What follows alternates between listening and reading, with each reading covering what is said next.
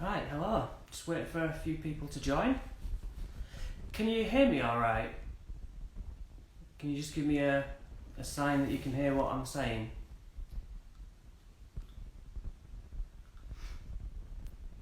This is my first time doing this sort of thing, so I need to know that I've got the tech right. Matt, can you say something?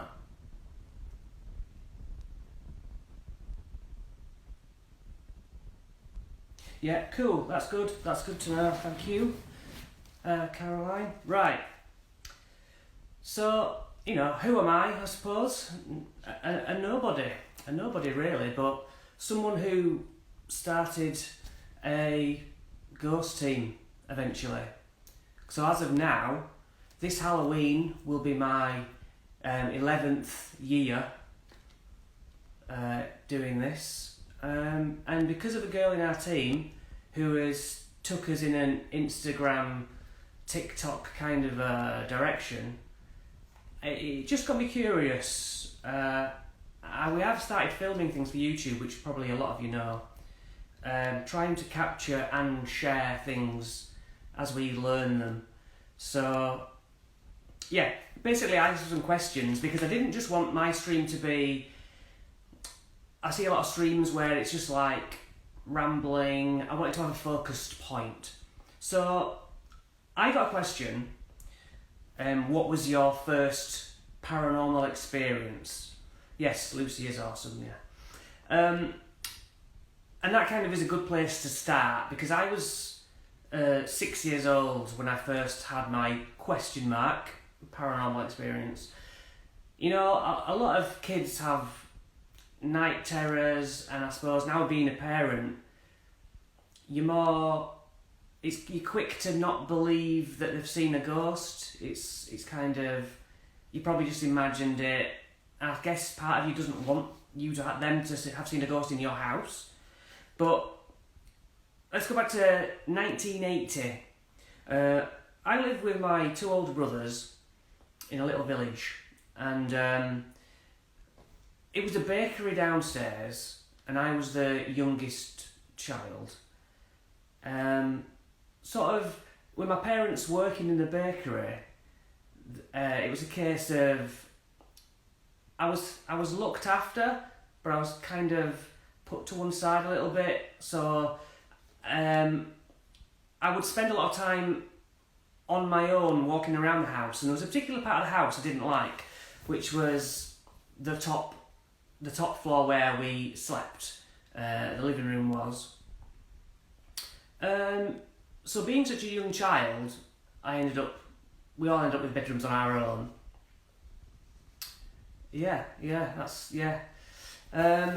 So now I don't remember much about this house that I lived in, but this memory I'm going to share now stays with me to this day. Now, like I say, it was a corridor upstairs. No windows, the only light was turning on the light or the bedroom doors open. So at the very top of the stairs there'd be a door either side, and there'd be a long, long dark stretch until the last 3 doors available. And if those doors weren't open, we didn't have like the sun streaming in through the open door. It was just a long hallway which I used to put my fingers in my ears and hum to myself when I went to the toilet across the landing. It's like the landing was the place. If I was going to see something, it was going to be on the landing. It turned out to be wrong. I went to bed, and I guess children toss and turn, I understand that, and throw the covers off. But I had the feeling of my covers being whipped off me down to my hips and then thrown back with force, causing a gush of wind, which you recognise like on a hot summer's night when you waft the covers, very much like that. But I remember them hitting my hips and thighs. So this woke me up, and I'm thinking, which parent, which brother just whipped the covers off me? So I'm turning around to say, hey, what you doing? And the darkness of the room, which wasn't completely black because I had a window, so even the street light outside would have probably illuminated the room somewhat. And at the foot of my bed, but not so on the floor, it was stood on the foot, like you've got the bed head, like the opposite, whatever that's called, the base. So hovering in the air, but seeming to stand on my foot of my bed, was just a black silhouette and really, really thick bodied. Of course, I was only 6, so my puny body was going to be, anything was going to look thick to me, but it looked so dense and maybe not muscular, but a thick silhouette. And it was stood with its arms, you can't really see, but stood with its totally arms out sideways, quite kind of like a gingerbread man. And my instinct was that thing just pulled the covers off me. I grabbed my covers, did the old child thing of pulling them over my head, and shouted for my mum. No noise would come out. I shouted again, it was just like a wheeze of nothingness. I started banging on the wall, but the distance between, my bedroom, I wasn't like directly against their wall. Nobody came and they couldn't hear me screaming, so I remember just holding the covers tight and waiting for whatever had done that to disappear. And I remember being awake for what seemed like, hours, but it may only have been an hour. I fell asleep. So daylight came, and I do actually remember checking for daylight, lifting the covers a bit frightened, and eventually daylight, going downstairs to breakfast, telling everybody who would listen, I saw something last night, something pulled my covers off, and was stood at the end of my bed. And my brothers didn't entertain it, and my parents didn't entertain it. And it was a horrible feeling. But it also put a doubt in my mind, like, was I dreaming? Can I say with full satisfaction that I didn't just dream the whole thing? Now, yeah, I have doubted it on occasion. The older you get, you start thinking, maybe I was completely wrong. But to this day, as in even tonight, it's left with me with a scar of, I cannot go to sleep unless I'm holding my covers up to my cheek.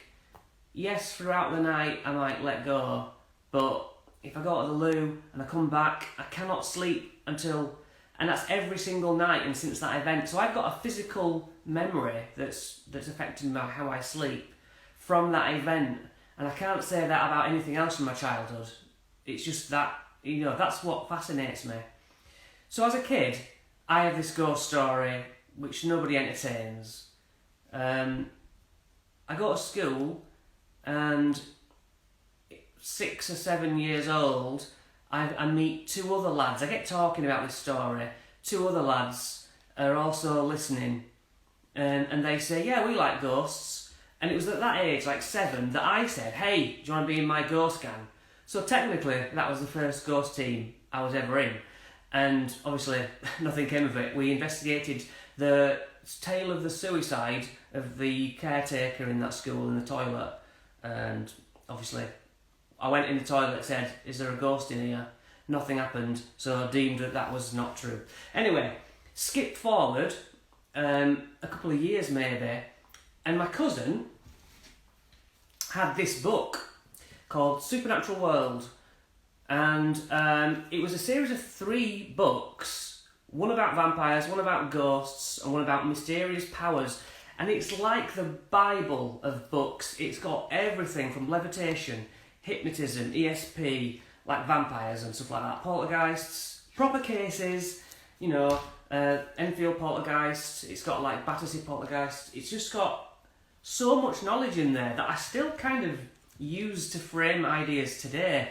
And it wasn't from like a completely believable perspective. It was wrote with lots of question marks, and maybe that's what they saw, and maybe people can do psychic tests. So I suppose that sort of set me on my path as a child, having that book. And now, I had a couple of instances in my early teens where I would feel like I'd see people cross my bedroom door I'd go thinking it was my brother into his bedroom to say, "What are you doing here so early?" There'd be nobody there. But then I would always, I think as a defence mechanism, I would say, "No, that's just all false and made up. I made it up." So cut to, along the way, I should add that every single birthday I would ask for books on the paranormal, books on mysterious goings on, spontaneous human combustion, alien abduction. That was what I wanted, and there weren't as many as there are today. There's a wealth of them today. But my mum did her best to get me, Arthur C. Clarke's Mysterious World and all these books. And it's you probably have the same thing, very infrequent that you'd get a paranormal show on television. It was always a one-off. You might get a special BBC programme where it tackled it for an hour, and I just hooked on them. So that led right up to Most Haunted. I think Most Haunted, there was Ghost Watch, which was a one-off, and that was a prank. And even as a kid, I went up to my mother getting ready to go out and said, "There's a ghost thing on TV and I just don't believe it." And I was correct, it was a prank. So I was really proud of that. So Most Haunted comes on TV in the UK. And it's filled with orbs and dust. I have it. And I see these orbs and I'm like, I can't believe it. They've actually caught ghosts on TV rather than pictures that could have been doctored. Now, I am only going to give my opinion here. This whole chat is just from one perspective, and I can't say I'm right. I can only deliver it in what I think today. But it seems to me, and I think Most Haunted have stopped using orbs as evidence, that orbs are dust in the most cases. I would say most cases. That's just my opinion, but many other people's opinion. I've done dust tests in here. I've smashed cushions together and stuff, and you get orbs. And all the orb photos match up with what I've got. So that's personally my view on orbs, that it's not. I'm on the dust side, I'm afraid. But I still can. There are pictures of mysterious lights, but they're not like those see-through things. They are like inwardly lit spirit light, as I would rather call them. And I've got a question mark over those, but they do intrigue me. So yeah, Most Haunted evolve and stop using that footage. So we're in 2010 now, and I've always been obsessed and interested in ghosts. But when am I ever gonna get to go? And I happened to Google ghost hunts. I'm gonna do this. I'm gonna go on a ghost hunt finally. And I googled one, and within 1 week there was one in the town where I was. It just seemed like what do you call it? Serendipity, like fate. And I couldn't believe it. I thought, this is like a calling. This is the right time to go on a ghost hunt. So my sister and I went on our first ghost hunt, which led to me loving it very sceptically and creating my own team. So that answers basically two questions. What was your first paranormal experience, and how did you get into the paranormal? So now I've got a team. I've been in a team for 11 years. And another question I got here was scariest experience. Well, I'd have to say that there's only really been one time when I was scared, and it's not what you would. Well, is it what you would think? I don't know. It's only just recently as well. I'd go on ghost hunts and I wouldn't be scared. I don't find it scary. I find it interesting. Yeah, it's not. A lot of people come on our things and they start off thinking they're going to be terrified. Oh, it's going to be awful. And you can see they're really het up. But then after half an hour of communication, they're much more calm. So it's not really a scary situation for the most part. However, my scariest experience. So we went to York.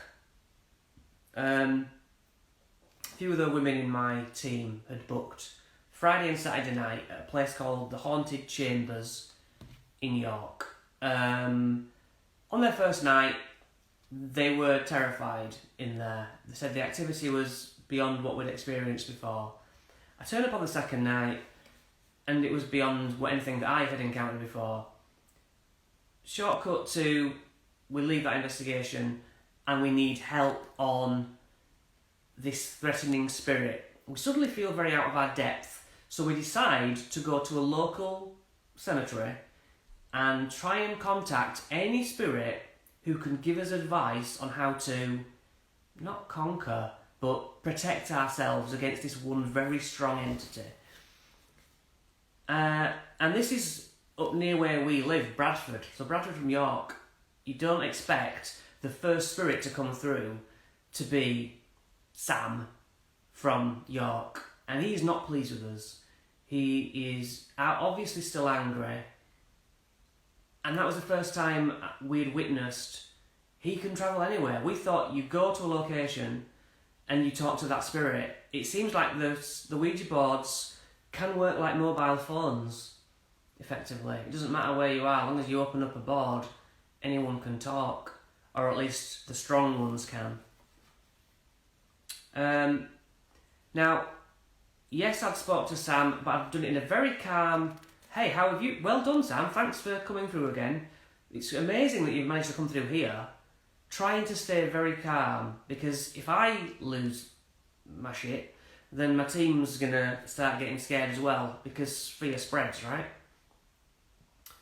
We find a location, different place, move about a bit, and I just get this feeling. I just get this feeling that I should not be here with my team. And we're only like half an hour in, and it's kind of a fight or flight. I just think we have to go. We have to stop. This isn't safe. And then I catch myself and think, I can't. I've got everyone here to now tell them to go home. I can't do that. So I would sort of. I wasn't scared at that point, but I was getting an unnerving feeling. And I got it a second time. This feeling in the graveyard was like, we need to go. Something is going to happen. The team were seeing things as well, Lucy in particular. So she described it as a totem pole, how they have the heads with the wings coming out of a totem pole. We think this was the protective spirit Ruth who was helping us, and she helped us because Sam was there from York, who was the so-called nasty one. So we think she was seeing a protective energy. Now I hadn't ever seen anything full on. However, I turn around and I look across the graveyard and I am staring at this white, kind of like a scarf, chiffon, is it called, satin? Imagine a veil. And it's in kind of a Z, but not a Z like, not a Z straight on, a Z at an angle. So to me it was a bit like a reared up horse. Weird. And it was just gliding like a piece of singular mist. And I was looking at it and I was just following it like, what the hell is that? And then it went behind a tree. And I was just like, I have just seen something, and my eyes started to water. I just got the whole fear reaction of, oh my God, chills. And so it just came that the first night I was actually afraid. I don't know whether it was a protective spirit or Sam, I don't know what it was, or something else. So that was the only one time that I would say I was scared, and it's not that long ago. So somebody else had asked, how do you protect yourself? How is a person to protect themselves? And I didn't really know whether she was asking, what does the team do to use protection? Or was she asking, how does she protect herself from spirits in her house? So we'll sort of deal with both. Again, this is everyone might have different views on this. Some people who are religious would say you say a prayer. Now, I'm not religious, so a prayer to me probably wouldn't work. I wouldn't have any feeling in it. As a team, we do white light protection. We link up and we basically do I speak out what to imagine. We try and keep it a bit of a secret, it's a private thing. We basically cover ourselves in a white light, and that light is our living energy. The spirits can take energy from that. All sounds very wacky, and I can't say it works. I do protection so that when we get home, we remember we did protection, and it's like a crutch. You can say, well, there's nothing followed me home because I did protection. And it seems to work. I say it works. We have had spirits come to our house, but it's certainly a good crutch. Most of the time, you would think, well, nothing's attached to me at least. But how do you protect yourself if you're at home? If you live in a place that's haunted, you think you've got a spirit there. Obviously, we get called into those cases. And we would always advise people the first route to take if you think you've got a spirit in your house is to confront it like, hey, whoever's here, stop what you're doing. Leave me alone, it's my house. Basically be firm, talk to it out loud even though you're talking to an empty room. And that seems to be, they're just a person, you need to reason with them. Now you might be worried of them getting more angry or something, but that is the first step. You need to take the power back and try and build a bit of confidence against it. A lot of people might just try to shut it out, just be like, I'm not interested, but you're hearing a clattering in the kitchen, you know it's not you. I think it just feels powerful to say, no, stop, I'm in charge, this is my place. That's where I'd start. And the power of belief is such a strong thing. So if you believe in prayers, yeah, sure. If you believe that speaking out to it's going to help, you want to wear a crucifix, as long as you have faith and believe in that thing, I think that's the thing that gives you power. But there are also crystals. There are many crystals that are said to keep off negative energies. I have a big question mark over crystals. My experience with crystals really is that I actually bought 10 crystals and wrapped them up so that you didn't know what was in the wrapping. I also wrapped up 10 stones off the road, not crystals at all. And I gave these out randomly to 20 people. Now these crystals were said to bring money in, to bring wealth. And so I said, keep these crystals, and I told nobody that I'd half them were stones, so keep these crystals on you for 1 month, and then at the end of that month, can you tell me whether you came into money or you feel these crystals worked, okay? Now, I did force one person out of 20 to have one in particular, a crystal or a stone. It was a woman who worked in crystals. That was her basic belief system.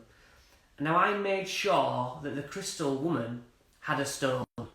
When she received it, as soon as she received it through the post, she was messaging me saying, oh, I can feel the power of this crystal already. It's so powerful. It's making me laugh. It's making me so happy. And now I knew she had a stone. Bit of a cheap shot, but that was just me trying to test these things. So the results come in at the end of the month. And more people with the stone turned out to say that they felt they had come into money and the crystal had worked its magic. And people with the crystals were like, nothing really happened. Now, are crystals a power of the mind thing? I can't really make that judgment. That was just one experiment that I did from a cynical point of view. So do crystals work? I guess if you believe in them, perhaps. I mean, that's all we're looking for, isn't it? Something to tell ourselves that we're protected from spirit. Whereas deep down, spirits can come and go where they want. And that's just a fact. There's nothing really stopping them.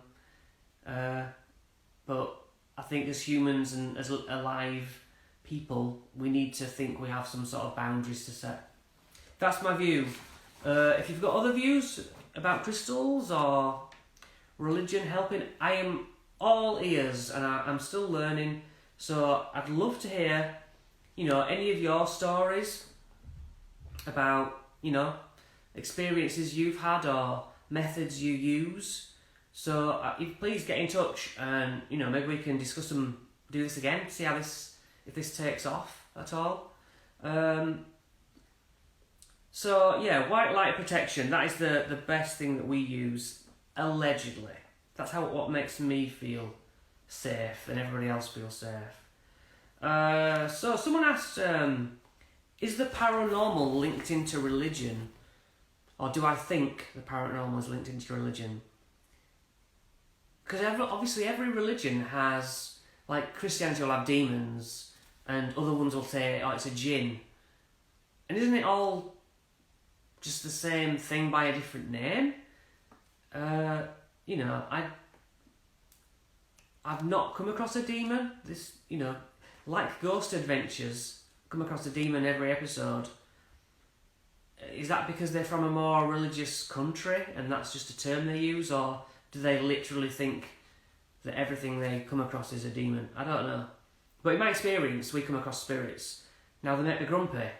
Just because they're grumpy and might want to throw things around, does that make them a demon? It doesn't in my book. If someone comes into my house and I'm dead, I'm going to be annoyed that they're there. Just because I'm annoyed, does that mean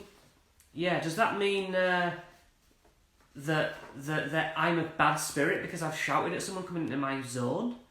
Doesn't it? You could be so pissed off one day and a person meets you for the first time. If they just judged you on that day, oh, they're a bad person, you wouldn't stand for it. So when we walk into a place and people are saying, oh, I think it's a really negative spirit, I mean, what do you mean by negative? Like they're tarred with a negative brush and can't possibly be a grey, a happy one day? They're just people at the end of the day. So yeah, is the paranormal linked into religion?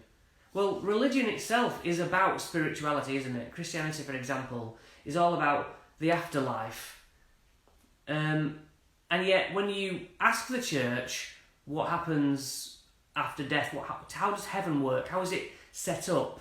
They don't go into it. They don't know how it's going to work. And that's the only reason I was interested in religion, was to find out about the afterlife. Because I took RE at school thinking I might learn something about it. Jehovah's Witnesses knocked on my door, so I spoke to them for 2 years, saying, tell me about how it works. They couldn't give me any answers. The next people to knock on my door were Mormons. I said, hey, come in, I want to talk to you about the afterlife. Oh yeah, we'll talk to you. 2 years, I said, you just don't have the answers, do you? So yeah, they're not, spirituality, for me, is talking to spirits. Now, the religious point of view is you do not communicate with Ouija boards, you don't talk to the dead. Which, I'm like staggered, I'm like, but religion is celebrating the dead and the afterlife, but you're not allowed to talk to them. I just don't understand that borderline. Yeah, I find that bizarre. What's next? Right, so somebody asked, have you been shown that there is an afterlife, and what is it like?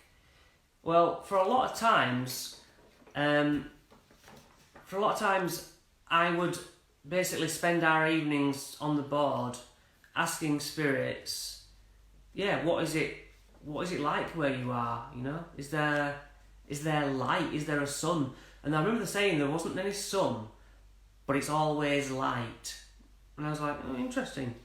The grass is green, and everything's like you would imagine a meadow. Not everything, but it's a beautiful heavenly paradise, shall we say. But there is no sun. There's no other sun.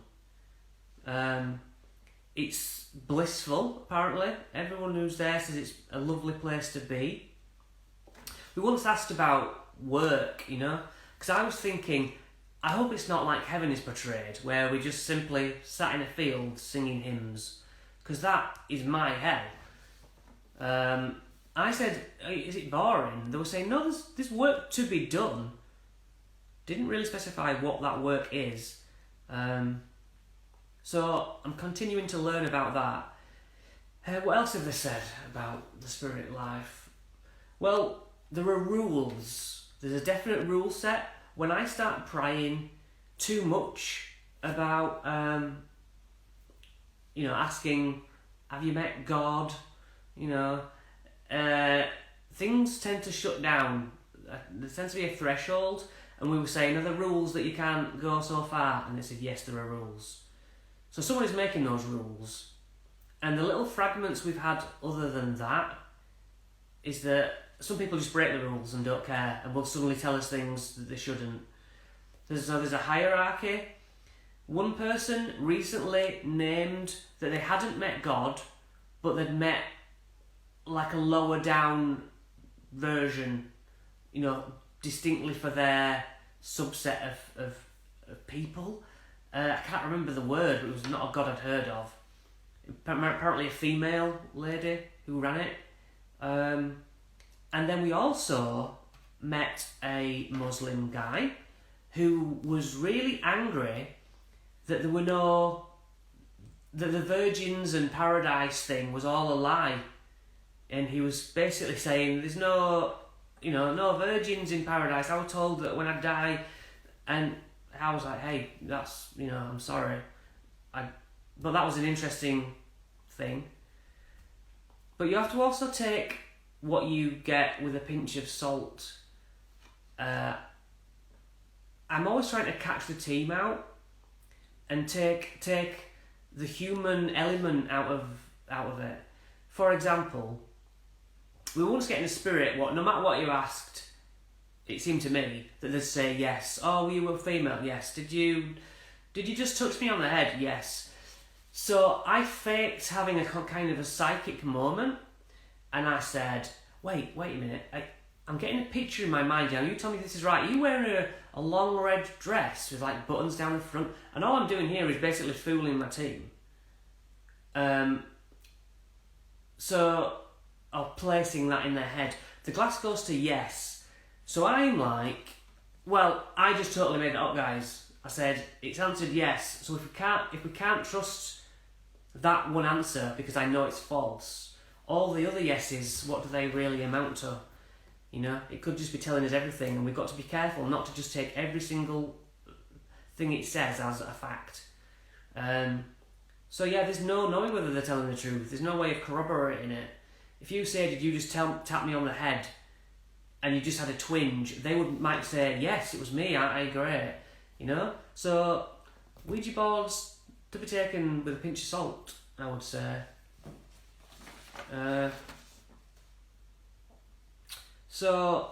Someone then asked, my last question that I've got, I might ask you for questions in a minute. So, do people grow older when in spirit?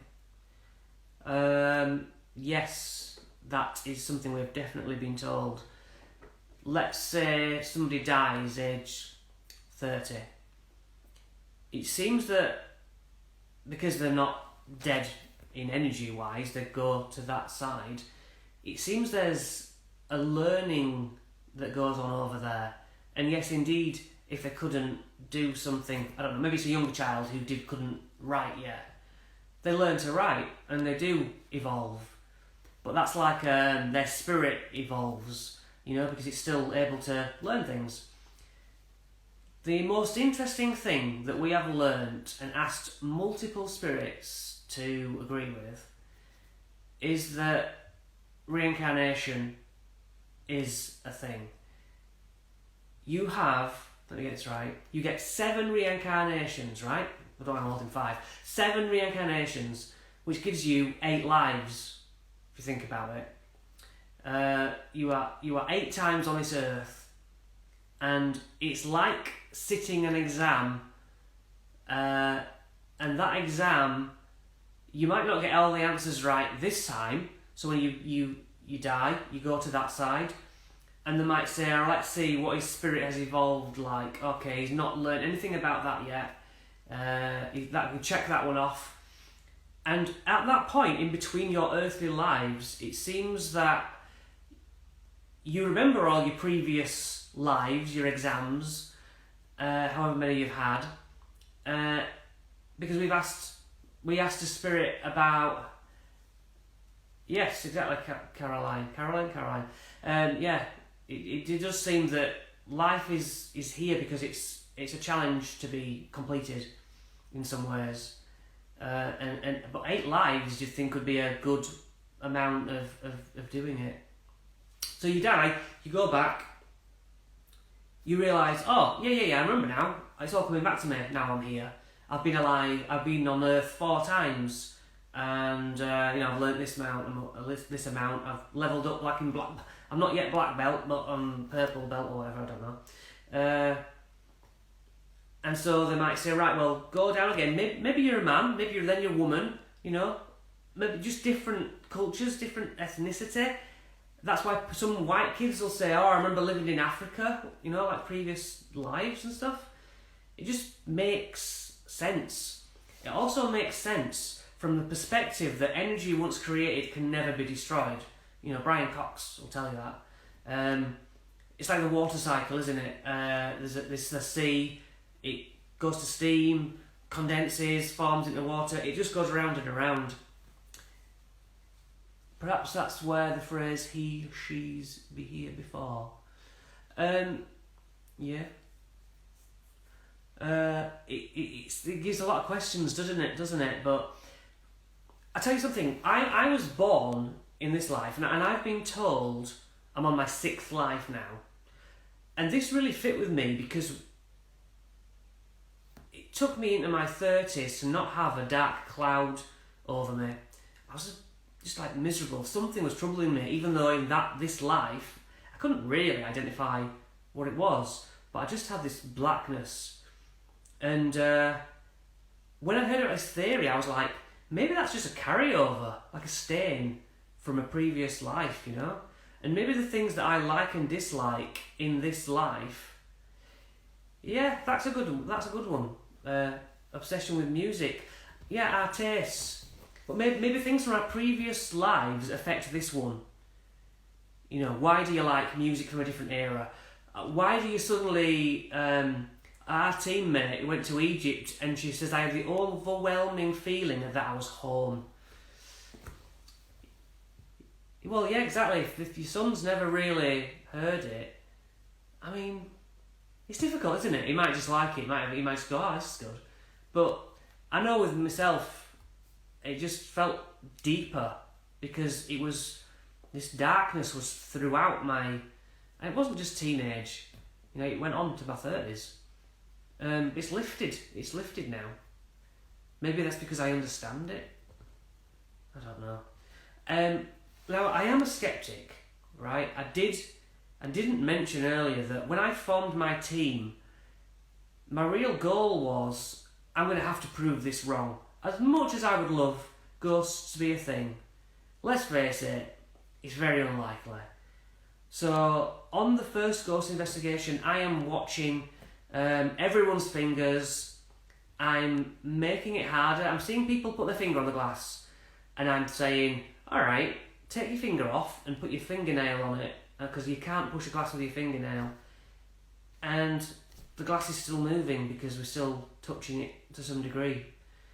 But man, we tried so many things in the early days that spirits would get annoyed and just leave, because it'd come through and I'd say, right, can you move this glass on top of this glass? Can you move the bottom glass with us touching the top glass? And we all loved doing it, but I think they got really annoyed with us eventually. But over those years, I started to go, there's something in this. until we were in Haworth. Now, the moment that my view really took a forward step was these huge wooden tables, so heavy that when we put our hands on it, you've seen table tipping probably, we put our hands on it, maybe 5 of us, 6 of us. It's actually on our YouTube channel, just to throw that in there. Haworth Old School Rooms, and I discuss the video. And we put our when we were trying to fake it after something happened, we all tried to push. Now you can hear the creak of our like sweaty hands along the tabletop. We just couldn't shift this table. So moments earlier, we asked this table to move, thinking it's impossible, you know, and it just glided. It was like, we were off like 15 foot. I couldn't believe this heavy table had moved like that, and it was, we couldn't fake it because we tried faking it and we just couldn't move it. No, even if it was like everyone don't even try and hide it. Let's just try and push it openly. We couldn't do it. And that evidence is on YouTube. That was the moment that baffled me. I thought, well, that's it. I'm sold. There's something. I don't know what it is, but there's something. Now, you know, getting decent communication helps when we're all sat around a board. And although we're friends, it's like we don't know each other's house numbers necessarily. And we'd say to the spirit, can you travel anywhere you like then? Oh yeah, we can travel wherever we want. Well, go to my house then. Go to my house and tell me what number house I live at. Go tell me what colour my dog is. And we all tried things like that and we got all the right answers. So that was a bit of a wow moment of they know things that I know none of you here know. I've done a lot of holding fingers up behind my back. And the spirits know what numbers I've got up behind my back, even though the team can't see. And all these little fragments, eventually, put the fragments together, they build up something substantial. But I will always start with skepticism. Like I say with crystals, I'll start skeptically and I'll wait for somebody to prove me otherwise. And I don't mind a skeptic, because I think that's the only rational place to start. I think if you go in believing, that's surely a misfire. Now the evidence that we get when I make it jump through hoops, as it were, like we're using an app, and I'll turn the sensitivity right down. I'll make sure that this thing is really difficult to use, so that when activity happens, it's had to jump through more hoops, and it seems to be, it makes the evidence stronger. You know, if I'm making it harder for spirit. Yeah, so I always start with a skeptical view. Right, I don't know if you've got anything to add, any questions. Like I said, it's just the first meet and greet really. I want to talk about us and what we do. But is there anyone who thinks they've got a spirit in their house? Or I know any of you mediums or crystal users? And there's only a few here. But as a channel, we're a team. We're trying to spread the word a bit. Like I say, we've been doing this for 11 years, and have I ever met anyone from the Most Haunted? Yes. Me and Sue paid for 3 or 4 times investigating with Most Haunted, Carl, Stuart and Yvette. And Yvette is, so lovely, so she was just so friendly. And I was talking to her about, we're a team who takes it seriously, and I try to make things difficult for spirits. And she said, have you tried doing copper wire around a glass, so that because the wire is conductive to electricity, if you wrap the copper wire around the wine glass stem, all of you all get these wires, so we end up with all these strands of wires. You're basically still touching the glass with the copper wire. And I said, I'll try that, Yvette. Yeah, I said, I'll try that. And we did try that, and on that occasion, I could not get it to work. But Yvette said she'd had it working, where they weren't touching the glass, but effectively they were, because of the copper wire. And she said it moved. She signed my board. That's what I was most proud about. The three of them signed my Ouija board, and she recognised me the second time. And I like you. It's just a nice touch. A lovely woman. And Stuart, we had a good chat with Stuart. Again, sceptically, and he ended up following our team for a spell. I believe there's spirit in my house. Since watching paranormal stuff upstairs in my house, I've had some things happen. Well, I do. When you watch like Most Haunted Live or any spirit thing live, and the viewers will start to comment that while watching this program, things started to kick off in my house, and I kind of think that happens for two reasons. Just we'll go skeptically. Skeptically, anything that happens normally, your natural first instinct is to think it's a ghost. Even if you were watching EastEnders and something fell off in the kitchen, you'd probably think, oh bloody, just must have come loose. Whereas if you're watching a ghost programme and something goes in the kitchen, that's going to be your instant thought, isn't it? I wonder whether it's like brain priming, Is that sceptical?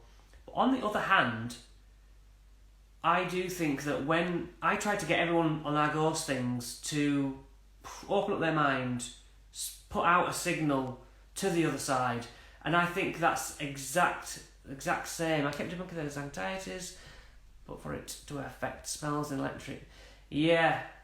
Well, yeah, that's if it's electrics and smells for sure.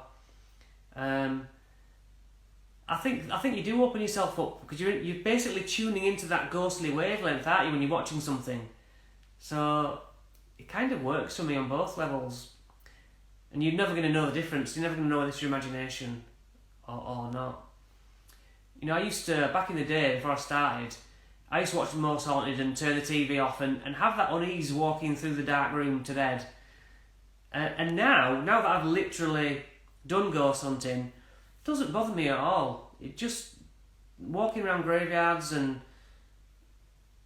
just walking through a building to get some equipment, I know how damn hard it can be to get evidence. I'd love a spirit to slap me around the head.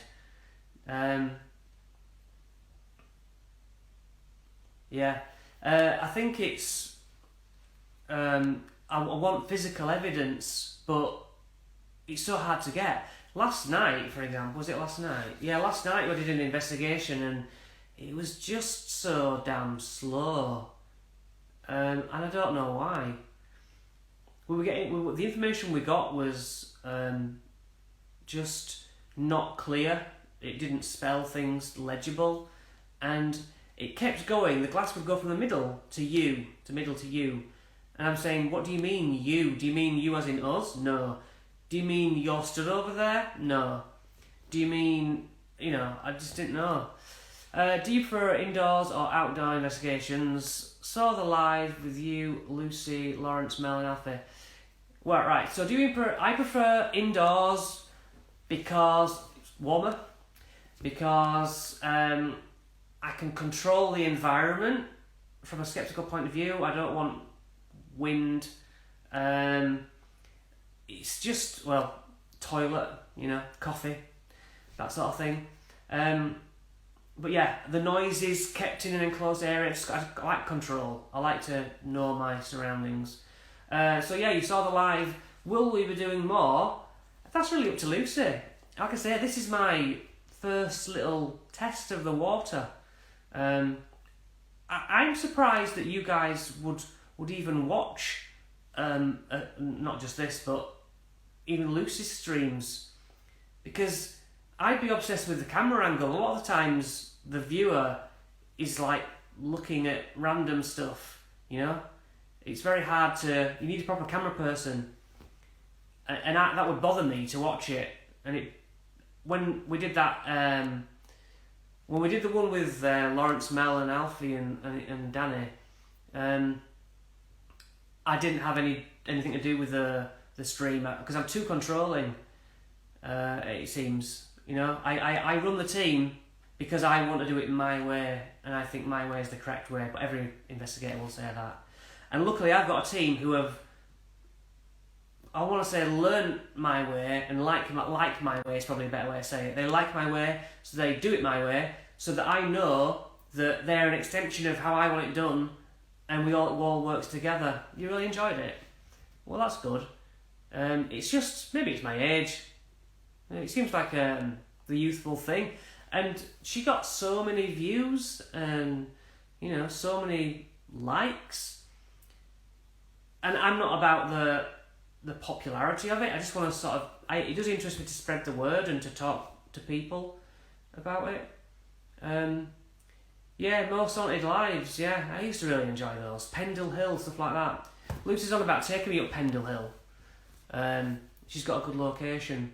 We've got a few locations. Next Sunday we're out at a supposedly haunted place. Actually, I shouldn't say. What else we got though? I'm really looking forward to a theatre we've got coming. So full of energy. And that's inside. So hopefully that'll be a couple of decent YouTube videos. So I prefer things more framed and shot and controlled, whereas these sort of streams just seem to be very random. But if you enjoy them, hey, that's great. It's great that you do. So over on the YouTube channel, we've got the videos, like I say. I'm going to add a load more write-ups. Now, my write-ups were the way I recorded things. When I started out, I'd be running the thing, but I'd actually be doing the writing. I'd be, help. The board would eventually get passed over to the team, and they'd do that. And I could then look at all my meters and be able to move around and be very scientific about it. Again, controlling. So that's I prefer it like that. I forget where I was going with that, but I couldn't really watch live stream so much. It just bugged me. But I must be an odd one out. So that's what I was saying, wasn't it? I was saying write-ups. I do the write-ups, dictate it all, and I really implore you to check them out if you haven't already on my website, www.whitehouseinvestigations.co.uk. I'm going to put more on there, and I love the fact that I've got all the dictation in writing, and I can remember what the ghost said and what happened, what meters went off. I did it as thorough as I could. And now I want people to be able to witness those in their longevity. Whenever you think, oh, I'm going there, investigating, I'll see what happened for them and see if it corresponds. What's your favourite equipment to use? What do you think to use in apps? Right, my favourite piece of equipment is simply, this is a bit of a cop-out, the body. I think getting that sense of something, getting the feel of something blowing on your face, it's a bit of a cop-out answer, but I say literally your senses, the smells, like someone mentioned earlier, sound, sight and sound. Your brain lies to you all the time, so we know that our eyes being circles, everything you actually see is upside down. It's the brain that then reverts it the right way up. So we know the brain's lying to us. Everything you see is a lie. Hearing things, who's to say that your brain's not lying there? I would rather a slap. I would rather something physical. But if my body's not allowed to be my favourite piece of equipment, I would probably say my Ouija board. I mean, that's nailed on number one. But if you mean like electrical stuff, I would say the Gauss that measures EMF, the electrical readings. I have had that at my house in front of the TV because I always test equipment first in a non-investigation environment. It's no good going on an investigation using a ghost equipment. It goes off, the needle's going and all this. How do you know that's not what it does anyway? How do you know that at 9:30 every night it don't do that, or when it's near something in an electrical zone it doesn't do that anyway? You need to put it in your house for a couple of hours, 3 hours, and see just what spikes it, Then you know the difference between this is what it should do and this is what it does do. That's when it's interesting. So yeah, all the meters I've had on at home, I've recorded just me sat watching TV, played it back, seen if you get these weird noises. You don't. So what do you think to using apps? Every time I get a new thing forced on me, I'm like, no, apps do not work. Apps don't work because, like Spirit Box and stuff, it's got a bank of words. These words are generally spooky in nature. You don't get a ghost box that's going to say, oh, I'm having a lovely time. It's such a beautiful day. It's all like hell, demon. Do you know what I mean? It bugs me. It's not just a dictionary. It's a put together dictionary by somebody else that thinks this is a ghost equipment, so therefore it should say this. Okay, so it's got 1,000 words in. How does a spirit look at that equipment and say, I want to say demon now? How does it know which perfect pitch of the EMF frequency? Yes, bites from my sister. How would a spirit know, I want to say bite, which means I have to protect my energy at 25.7 kilowatts, which then plays bite? I mean, where did they get that book? You know, is that in the manual? Because I don't have a manual when I have a spirit box or whatever. So, yeah, I do. Right. But what happened was, we got Ghost Tube, which in itself spits out words. However, you see in the Bingley Cemetery video, we get a word Walter, and I'm like, yeah, sure, hi, Walter, yeah. Now, when the Ouija board, corroborated the exact same things, and when they actually overlapped, like Jennifer would come through on the app, and immediately as J's being spelt on the board, things started to get more interesting. But on its own, it means nothing to me. No matter when that says a word, I'm like, it's just a word. But when the word is corroborated by either being a fact we know about, or the Ouija board is saying something, then it becomes interesting. Now Lucy used the Necrophonic app, and as I mentioned at the time, even the start music is like such a corny ghost train kind of spooky music. It's like, oh, it's already tacky, you know? So, yeah, I do like equipment that stacks up. Anyway, I have 2 minutes remaining, so...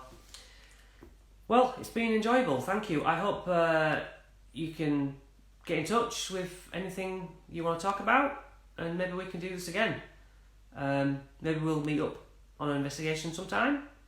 And I just thank you so much for trying. This is my first, maybe my last, who knows, attempt at this. So thank you very, very much for your attention. And see you later. Thanks. Just one.